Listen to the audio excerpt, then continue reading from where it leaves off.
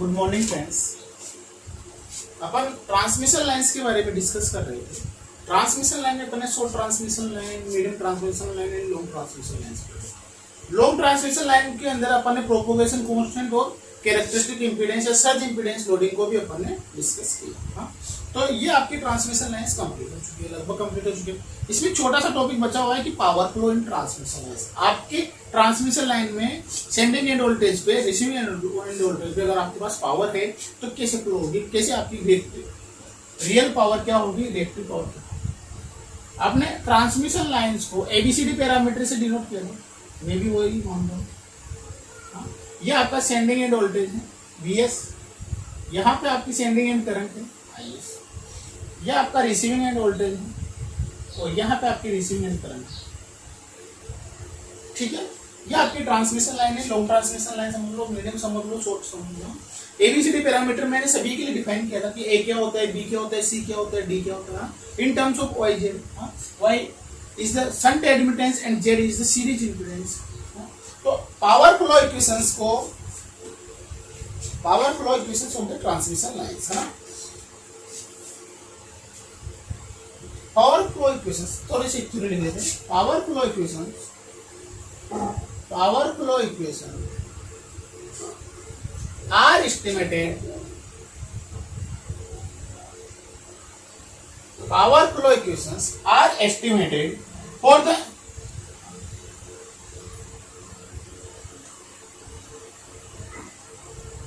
calculation of, for calculated the calculation of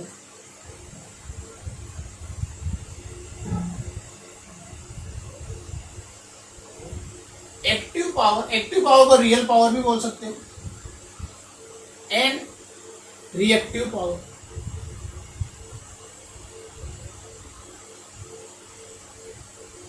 eight receiving end and sending end, at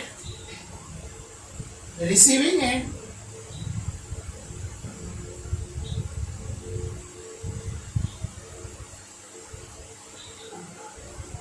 and sending end।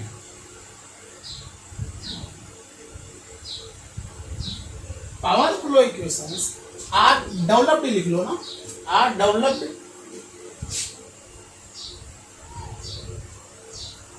to calculate a calculation of the active power and reactive power at receiving end and sending end। sending end और receiving end पे अगर आपको active और reactive power calculate करनी है या estimate निकालनी है, उसका क्या क्या आपके रियल और रिएक्टिव पावर होगी, तो उसके लिए आपको पावर फ्लो इक्वेशंस का यूज लेना पड़ेगा, है ना। अपन कंसीडर कर रहे हैं, let's consider a transmission line with ABCD parameter. हाँ, sending end voltage VS and receiving end voltage VR, sending end current IS and receiving end current IR. ठीक है, अब अपन इसके बारे में थोड़ा सा देखते हैं। अपन ने एबीसीडी पैरामीटर डिफाइन कर रखे हैं ना।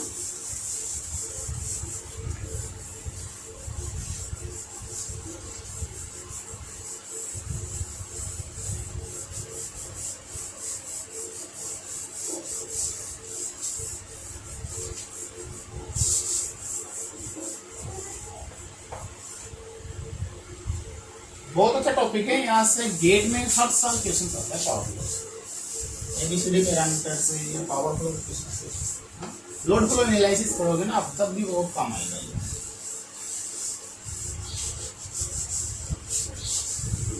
चलो ठीक है, अपन ने एक ट्रांसमिशन लाइन कंसीडर कर रखी है, इसके पैरामीटर अपन ने एबीसीडी मान रखे हैं। एबीसीडी पैरामीटर की ट्रांसमिशन लाइन है, सेंडिंग एंड वोल्टेज वीएस है और रिसीविंग एंड वोल्टेज वीआर है। तो वीएस क्या होता है, A V R plus B I, अपन को पता है, और ABCD parameter. I of S क्या होता है, sending end voltage and sending end current, C V R plus D I R. VS A V R plus B I R, I S होता है C V R plus D I R. अगर मैं ऊपर वाली equation से इसको मैं ए नाम दे देता हूँ और इस इक्वेशंस को मैं बी नाम देता हूँ। फ्रॉम इक्वेशंस 1 आई आर की अगर मैं वैल्यू निकालना चाहूँ तो क्या जाएगी, V of S minus A V R divided by अब यहाँ पे अपने को कुछ अजम्पशन लेने पड़ेंगे। मैंने मान लिया कि वी आर आपका रेफरेंस वोल्टेज है, वी आर आपका क्या वोल्टेज है, reference voltage, V angle, V S आपका कितने एंगल पे है, वी एस एंगल, इधर का एंगल लोड एंगल ज्यादा होगा, इधर का कम होगा, तभी तो पावर इधर से इधर फ्लो होगी। ये एक्टिव पावर का कंसेप्ट होता है। हाँ, अगर यहाँ का एंगल कम है, यहाँ का एंगल ज्यादा है, तो पावर इधर फ्लो होगी, है ना। इधर का एंगल ज्यादा है, आपकी पावर फ्लो। अगर रिएक्टिव पावर फ्लो करवानी है तो ये वाला वोल्टेज ज्यादा होना चाहिए, ये वाला वोल्टेज कम होना चाहिए, ये वाला इसमें आपके पास डेल भी आना चाहिए, ठीक है। ए ले लेता हूं एंगल अल्फा, बी ले लेता हूं एंगल थीटा, सी ले लेता हूं, सी की वैसे जरूरत नहीं पड़ने वाली आपके पास, फिर भी ले लो,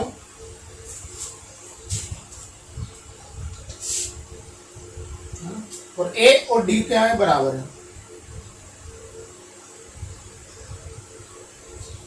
सी की आपको जरूरत नहीं पड़ने वाली है, तो मैं सी को भी लेता हूँ। लिख लो, अगर कुछ भी एंगल लेना चाहो तो बी आर, गामा वामा जो भी आप लेना चाहो, ठीक है। अपन ने एजम्पशन, कुछ एजम्पशन अपन ने कंसीडर कर लिया। हमें थोड़ा सा पावर के बारे में अपन डिस्कस करें ना, ये काम आने वाले सारे के सारे।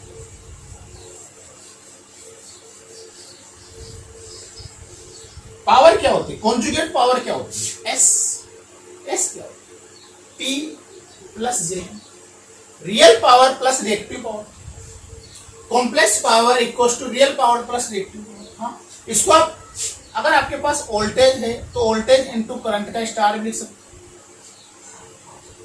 Complex power equals to voltage plus current का स्क्वायर। मेरे को 4 फाइंड आउट, कहां की पावर फाइंड आउट करें अपन, सेंडिंग एंड की कर ले, चलो receiving end, find out receiving end power. अगर आपको रिसीविंग एंड की पावर फाइंड आउट करनी है, हाँ, तो रिसीविंग एंड की पावर क्या होगी, S receiving, P receiving plus J Q receiving. हाँ, अगर मैं पी को लिखना चाहूं तो ये एक्टिव पावर होती है, क्यू को लिखना चाहूं तो ये रिएक्टिव पावर होती है, और ये किसके बराबर हो जाएगा, रिसीविंग एंड का वोल्टेज इनटू रिसीविंग एंड की करंट का कॉम्प्लेक्स कॉन्जुगेट, रिसीविंग एंड का वोल्टेज इनटू रिसीविंग एंड की करंट का कॉम्प्लेक्स कॉन्जुगेट। मैंने अभी कुछ समय पहले आपके पास आई आर की वैल्यू निकाली, आई आर अपने पास आया था V of S minus A V R divided by, इनको मैं बाई एंगल पुट कर देता हूं। वी एस का एंगल है अपने पास डेल, ए का एंगल है अपने पास अल्फा, वी आर का एंगल है आपके पास 0, और बीटा का एंगल है आपके पास थीटा। ये है आपके पास आई। अगर मैं इसका कॉन्जुगेट लूंगा तो क्या हो जाएगा, आपका एंगल नेगेटिव का हो जाएगा, वी एस का एंगल हो जाएगा आपके पास माइनस डेल का, वी इन दोनों का एंगल ऐड होगा तो ए इंटू वी आर का आपके पास एंगल हो जाएगा माइनस अल्फा, बी का एंगल हो जाएगा आपके पास माइनस थीटा। कॉन्जुगेट लिया मैंने, कुछ भी नहीं किया, तो एंगल को मैंने नेगेटिव कर दिया। अगर मैं आई आर की वैल्यू यहां रख दूं, put value of I R, अगर मैं आई आर स्टार या आई आर कॉन्जुगेट की वैल्यू में यहां रख दूं तो एस आर क्या होने वाला है आपके पास, पी आर को छोड़ो, V R into I R, तो वी आर तो आपके पास ऐसे रहेगा एंगल 0, सभी को एंगल भी लिख रहेगा, है ना, V of S angle minus del plus theta लिख दूं मैं, और बीटा को मैं अलग plus A V R divided by B, angle लिख देता हूं मैं थीटा माइनस अल्फा। ठीक है, ये अपन ने सारा का सारा लिखा।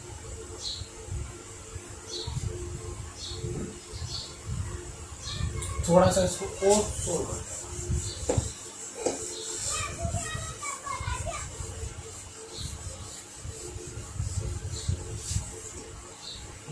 वी आर को मैं अंदर मल्टीप्लाई कर देता हूं,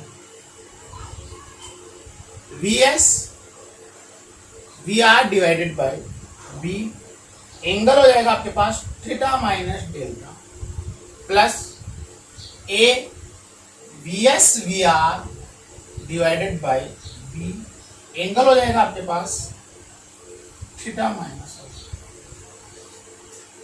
या आपके पास रिसीविंग एंड पे पावर आ गए, कॉम्प्लेक्स पावर आ गए। अगर आपको यहां से रियल पावर रखनी है तो कोस कंपोनेंट और रिएक्टिव पावर रखनी है तो साइन कंपोनेंट।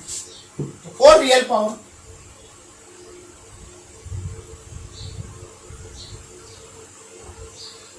रियल पावर को अपन ने पी ऑफ आर से डिनोट किया, क्या हो जाएगा V S V R upon B cos of theta minus del plus A V S V R divided by B cos of theta minus alpha.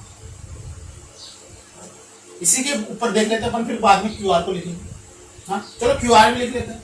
Receiving end पे V S V R divided by B sine theta minus del plus A V S V R divided by B sine theta minus alpha.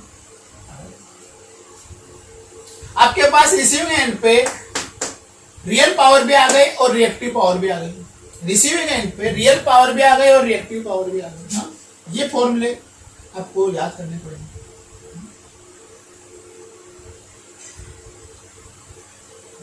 थोड़ा सा अपन एक point लिख लेते हैं। अब किसी भी ट्रांसमिशन लाइन्स होती है, कोई भी ट्रांसमिशन लाइन्स होती है, कोई भी ट्रांसमिशन लाइन्स होती है जिसका मेन ऑब्जेक्टिव क्या होता है? मेरा ट्रांसमिशन लाइन्स का मेन ऑब्जेक्टिव क्या होता है? इसकी एफिशिएंसी ज्यादा से ज्यादा रहे। मतलब एफिशिएंसी का क्या मतलब है? यहां से लेकर के यहां तक मैक्सिमम पावर फ्लो। हाँ, मैक्सिमम पावर फ्लो जब होगी जब आपके पास रियल पावर फ्लो नहीं चाहिए, मैक्सिमम रियल पावर फ्लो। तो यहां से लेकर के यहां तक आपके पास मैक्सिमम रियल पावर फ्लो नहीं चाहिए। हाँ, टू ऑब्टेन। चलो इसको लिख लेते हैं एक line. The main objective of every transmission line, main objective of every transmission line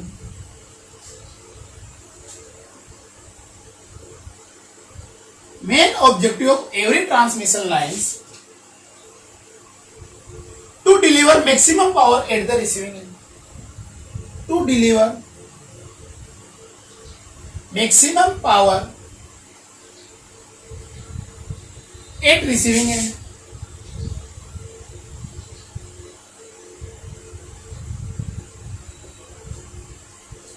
कोई भी ट्रांसमिशन लाइन होती है उसका मेन ऑब्जेक्टिव यही होता है कि आपके पास रिसीविंग एंड पे मैक्सिमम टू मैक्सिमम पावर मिले। और आपके पास मैक्सिमम की कंडीशंस कब आएगी? जब इसका आप डिफरेंशिएशन करके जीरो करोगे। This is possible under certain operation conditions. This is possible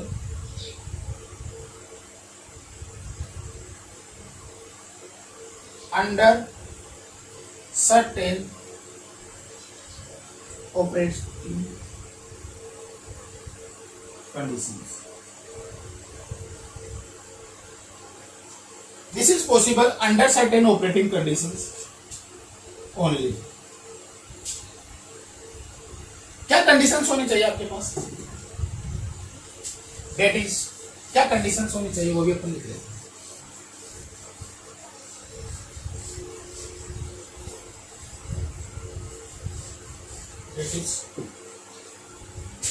क्या है कि अगर मैं रियल पावर का डिफरेंस, यहाँ पे एक ही टर्म है variable by del, load angle, और कुछ भी वेरिएबल नहीं है।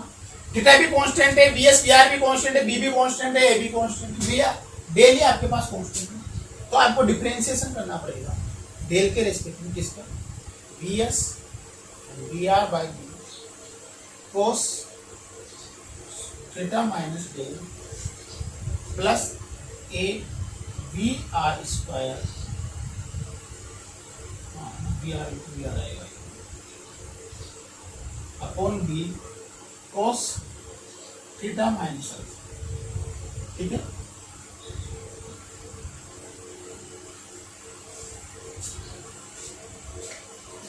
इसका आपको डेल के रेस्पेक्ट में डिफरेंशिएशन करना। यहाँ पे डेल नहीं आ रहा ना, तो इसका डिफरेंशिएशन तो जीरो होने वाला, केवल ये आएगा। तो क्या आ जाएगा आपके पास, V of S V of R by V, cos का आपके पास साइन आ जाएगा, और डेल का आपके पास माइनस माइनस आपके पास प्लस हो जाएगा। इसको आप जीरो के बराबर पुट करो। मैक्सिमम मिनिमा की कंडीशन के लिए यही करता है। जब इसको मैं जीरो के बराबर पुट कर दूंगा तो यहां से थीटा माइनस डेल्टा की वैल्यू क्या आने वाली है आपके पास, सॉरी थीटा की वैल्यू क्या आने वाली है आपके पास। ये क्या होगा कि आपका लोड इंपीडेंस है वो किसके बराबर होना चाहिए, लोड एंगल आपके पास इंपीडेंस एंगल के बराबर होना चाहिए। बी क्या है आपके पास, इंपीडेंस ही तो, बी को आप एजी सीरीज इंपीडेंस की तरह, एक को आप शंट एडमिटेंस की तरह वर्क करवा रहे, एक को तो आप ए तो एक जी प्लस जे ओमेगा सी और बी आपका पास 1 plus J are plus J omega. तो ये क्या बोल रहा है कि आपका जो लोड इंपीडेंस है, लोड एंगल है वो आपका इंपीडेंस एंगल के बराबर आना चाहिए। हाँ, ये आपके पास कंडीशन है। तो मैं मैक्सिमम पावर की कंडीशंस अगर उसमें पावर के इक्वेशंस में लिख देता हूं तो पावर मैक्सिमम पावर क्या आएगी, maximum power at receiving end क्या आएगा आपके पास, V of S V of R upon cos 0 1 हो जाएगा, minus B R square divided by A cos of theta minus B.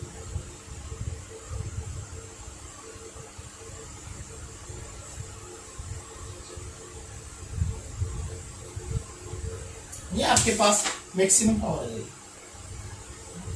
Q R अगर आप रिसीविंग एंड को भी देखना चाहते हैं, एट वेन पी आर, जब आपकी पी आर क्या है, मैक्सिमम। अगर आपको क्यू आर देखना है जब आपकी पी आर क्या है, मैक्सिमम, मतलब क्या है आपके पास डेल बराबर थीटा, आपके पास डेल थीटा दोनों बराबर है। तो क्यू आर क्या लिखे थे अपन ने, क्यू ऑफ आर थी अपने पास V S V R by beta sine theta minus del plus V R square divided by V sine theta minus यही।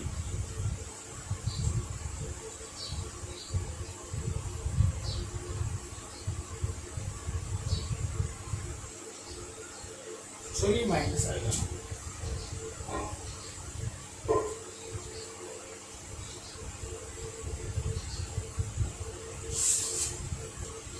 यहाँ पे भी माइनस आएगा, ये अपन ने थोड़ा सा गलत कर दिया, ठीक है। वो माइनस आएगा, वो प्लस को थोड़ा करेक्ट किया।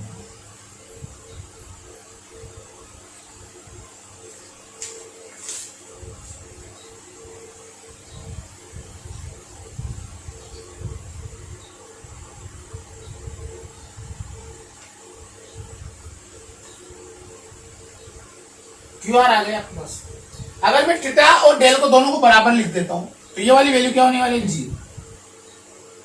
और ये वाली वैल्यू अगर 0 हो गई तो क्यू आर की इक्वेशंस क्या जाएगी आपके पास, क्यू आर क्या जाएगा आपके पास, minus A V R square by sine theta minus.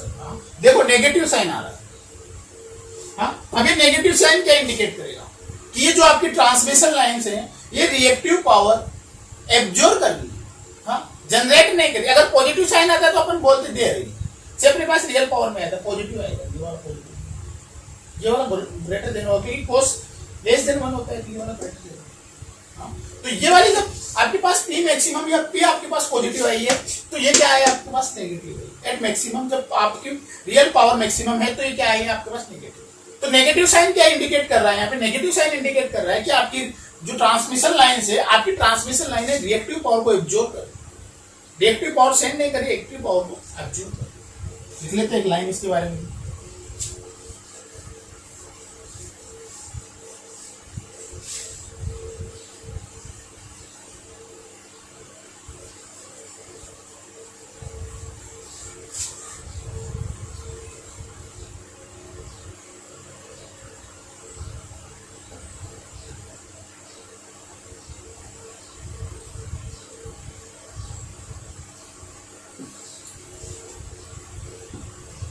The sign convention, from the sign convention, from the sign conventions, we can say that reactive power, we can say that reactive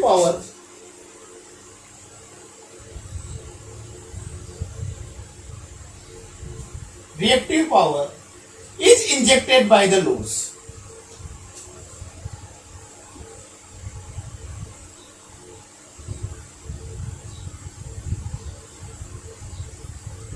ये तो बोल दो ना, या तो आपकी transmission line absorb कर रही है, अब एब्जॉर्ब कर रही है तो सेंडिंग एंड से तो आ नहीं रही, तो कहां से मिलेगा, ये लोड से लेगा to the network, to network, to the network. Therefore, it can be started transfer the maximum power from source to load. Therefore, it can be started transfer maximum power, real power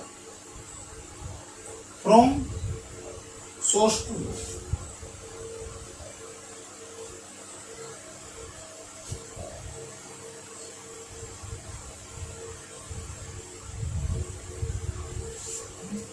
ठीक है, ये अपन ने power flow in transmission lines complete कर लिया. ठीक है, okay, thank you.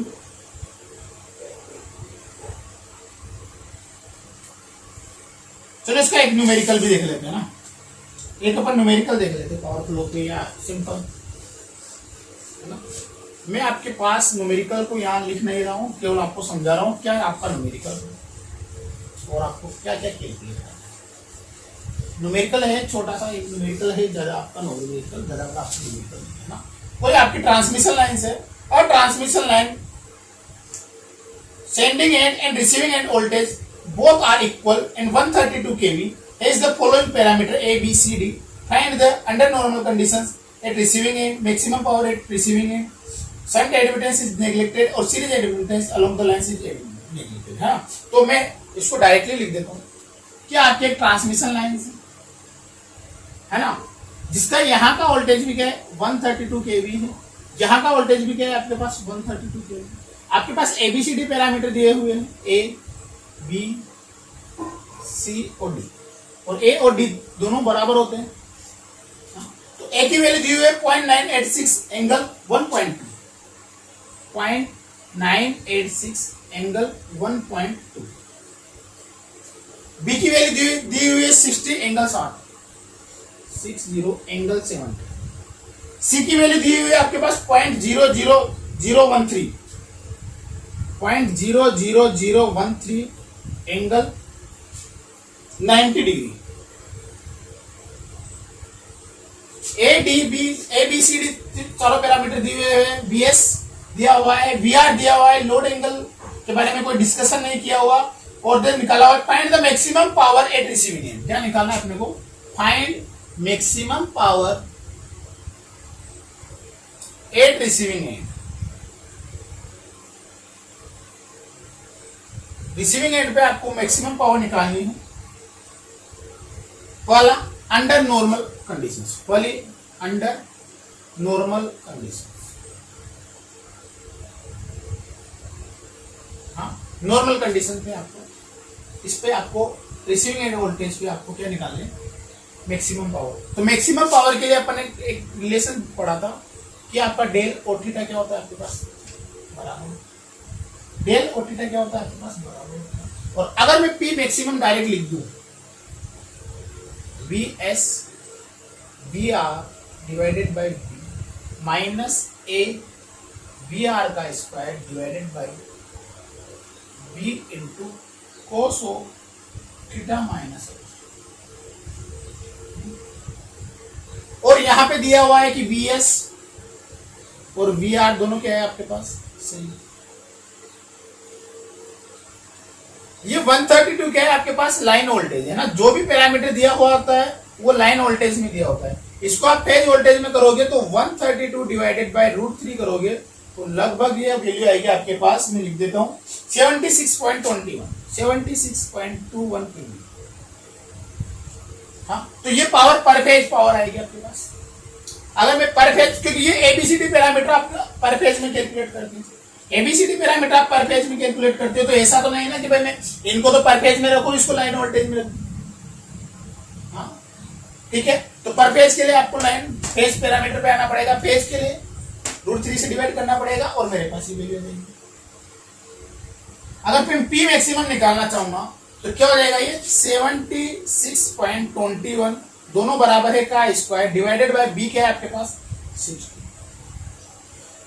Minus of ए क्या है आपके पास 0.986 इंटू 76.21 का स्क्वायर डिवाइडेड बाय बी क्या है आपके पास 60 इंटू कोस ऑफ थीटा क्या है आपके पास 70 और अल्फा क्या है आपके पास -1. जब इसको आप सोल्व करोगे तो मैं डायरेक्ट लिख देता हूं 62.28 पावर आएगा, 62.28 मेगा। ये पर फेज पावर आई है आपकी, पर फेज पावर, ये पावर आपकी पर फेज पावर आई है। और 3 फेज अगर आपको निकालना है तो 3 इंटू 62.28 जो भी आपके पास आएगा। ये अब तो अपन ने नॉर्मल कंडीशंस में बताया, अंडर नॉर्मल कंडीशंस। हाँ, अंडर नॉर्मल कंडीशंस।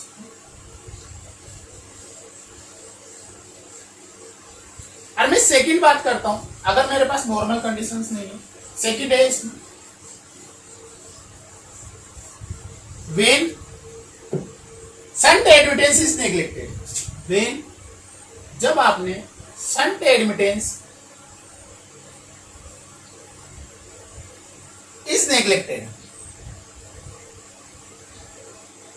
जब आपने शंट एडमिटेंस को क्या कर दिया, नेग्लेक्टेड, आपने शंट एडमिटेंस को नेग्लेक्ट कर दिया। ए की वैल्यू क्या होती है आपके पास, ए की वैल्यू क्या होती है 1 + YZ, यही होती है। शंट एडमिटेंस क्या होता है, y होता है, और इसको आपने क्या कर दिया, तो ए की वैल्यू क्या आ जाएगी आपके पास 1 एंगल। किसी भी ट्रांसमिशन लाइन के लिए ए की वैल्यू यही होती है। अगर उसको इक्विवेलेंट भी में पाई मॉडल या टी मॉडल दिखा जाएगा, तो ए की वैल्यू क्या आ गई आपके पास 1 एंगल 0। अगर ए की वैल्यू 1 एंगल 0 आ गई आपके पास, जब मैं ट्रांसमिशन लाइंस की पावर निकालता हूं, वीआर तो आपका सेम रहेगा। हाँ, तो पीआर मैक्सिमम क्या हो जाएगी,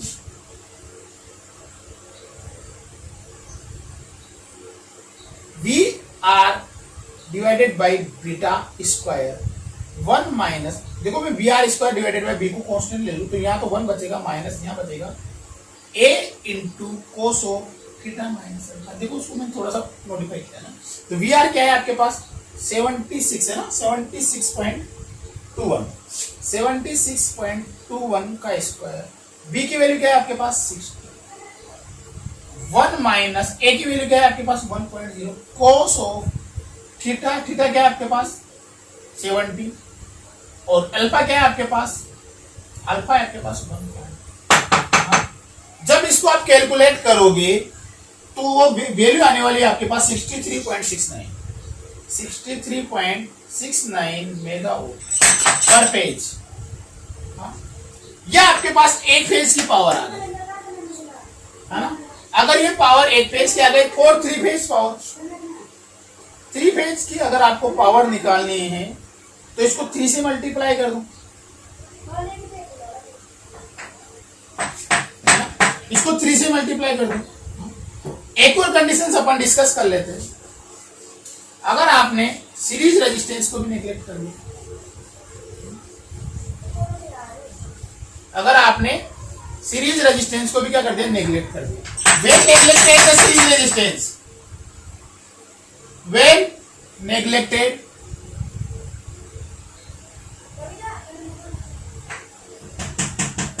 the series resistance, अगर आप सीरीज रेजिस्टेंस को भी नेग्लेक्ट करें,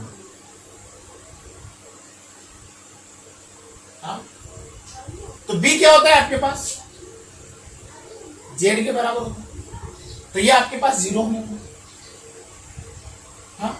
जेड क्या हो जाएगा, बी क्या हो जाएगा आपके पास, आर प्लस जे। इसको क्या कर दिया हमने, हाँ, तो केवल इमेजिनरी पार्ट बचा, तो क्या आने वाला एंगल आपके पास 90 डिग्री। हाँ, बी क्या है आपके पास 60 एंगल 70 डिग्री, 60 cos 70 प्लस जे 60 sin 70।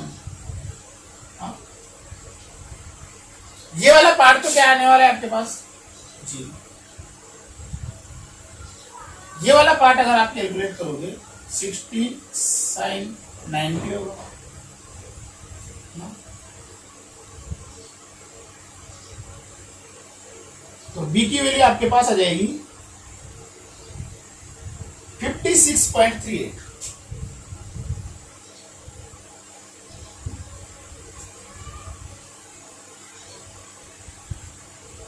और ए को भी अगर आप